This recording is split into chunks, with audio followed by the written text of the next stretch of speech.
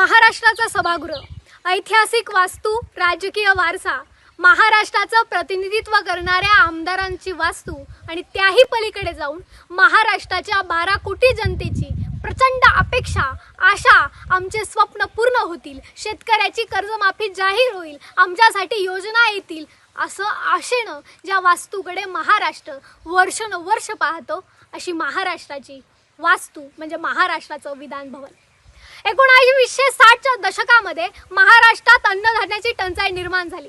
त्यावेळी वसंतराव नाईकांनी जर 2 वर्षात महाराष्ट्र अन्नधान्याच्या बाबतीत स्वयंपूर्ण झाला नाही तर मी फाशी घेईल अशी घोषणा केली. महाराष्ट्राप्रती किती निष्ठा असावी, शेतकऱ्यांप्रती किती तळमळ असावी.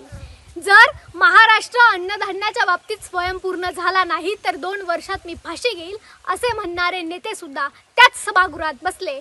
आणि सांगायला दुर्दैव वाटतं, महाराष्ट्रात हजारो शेतकरी फाशी घेत असताना त्याच सभागृहात रमीचा डाव मांडणारे कृषी मंत्री सुद्धा त्याच सभागृहात बसले. कोकाटे साहेब, खरंच फार लाज वाटली का? आणि तुम्ही म्हणतात कुणीतरी ती ॲप डाउनलोड केली. कोकाटे साहेब, जर कुणीतरी तुमच्या मोबाईलवर आमची कर्जमाफी सरसकट जाहीर करा असा तुम्हाला मेसेज पाठवला तर कोकाटे साहेब, तुम्ही सभागृहात उभं राहून कोणीतरी मला मेसेज पाठवला म्हणून आमची सरसकट कर्जमाफी जाहीर कराल का? कोकाटे साहेब, तुम्हाला एक विनंती आहे, खरं सांगा, खोटं बोलू नका. खरंच बरे पैसे मिळतात का रमीच्या डावातनं? नाही, माझा बाप हजारोचं बियाणं आणतो, हजारोची पेरणी करतो, हजारो लाखो रुपयाचा सट्टा माझा बाप दरवर्षी शेतीमध्ये खेळतो. हाच सट्टा माझा बाप जेव्हा बाजारात विकायला घेऊन येतो ना, तेव्हा कोकाटे साहेब, तुम्ही माझ्या बाबांना लावलेल्या सट्ट्याला जी किंमत देतात ना, ती पाहून, ती ऐकून माझ्या बापानं घाम गाळून उभा केलेला सट्ट्याची तुम्ही थट्टा करतायत असं वाटतं. कोकाटे साहेब, खरंच जर रमीच्या डावातनं बरे पैसे मिळत असतील ना तर माझ्या बापाला सांगा, कारण लाखोंचा, हजारोंचा सट्टा माझा बाप शेतीमध्ये रोज रोज हरतो.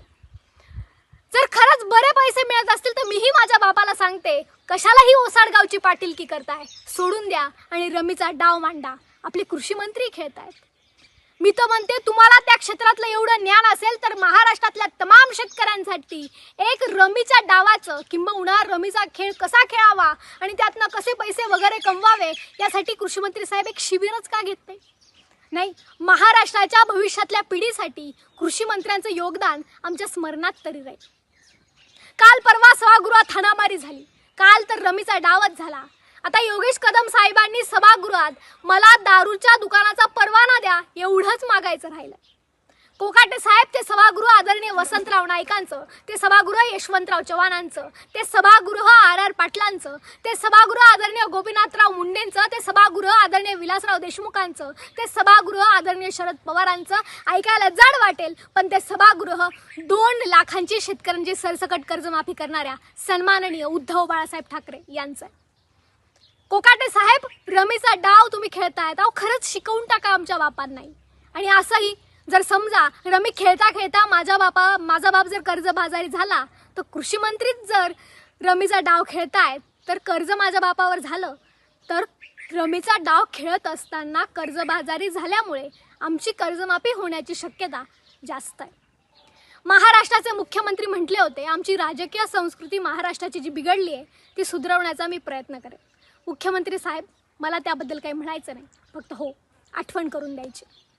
कोकाट्यांची पाठराखण करताना प्रताप सरनाईक साहेब म्हटले, सगळेच खेळतात, शाहरुख खान खेळतात, असे खेळतात, ते खेळतात. सरनाईक साहेब, बॅरिस्टर अंतुले साहेबांनी शेतकऱ्याची सरसकट कर्जमाफी केली, सन्माननीय उद्धव बाळासाहेब ठाकरे यांनीही शेतकऱ्यांची सरसकट कर्जमाफी केली. आदर्श घ्यायचाच असेल तर चांगल्या गोष्टीचा घ्या. रमीच्या डावाचे कसले आदर्श घेताय? अहो, आमचं लाखो लोकांचं प्रतिनिधित्व करतात आणि आम्हालाच लाज वाटेल असे कृत्य त्या सभागृहात करतात. फडणवीस साहेब, या तुमच्या मंत्रिमंडळातल्या लोकांची खरं तर कर्तबगारीनं कामानं अभिमान वाटावा, पण त्यांच्या कामापेक्षा त्यांच्या दुर्दैवी कामानंच त्यांची बदनामी होत असेल तर त्यांची राजीनामे घेणे ही तुमची नैतिक जबाबदारी आहे. रमीचे डाव मांडण्यासाठी ज्या जागा आहेत तिथे ते डाव मांडा, जिथे भांडायचं आहे तिथे जाऊन भांडा. त्या सभागृहाची गरिमा कृपया मलिन करू नका. जय हिंद, जय महाराष्ट्र.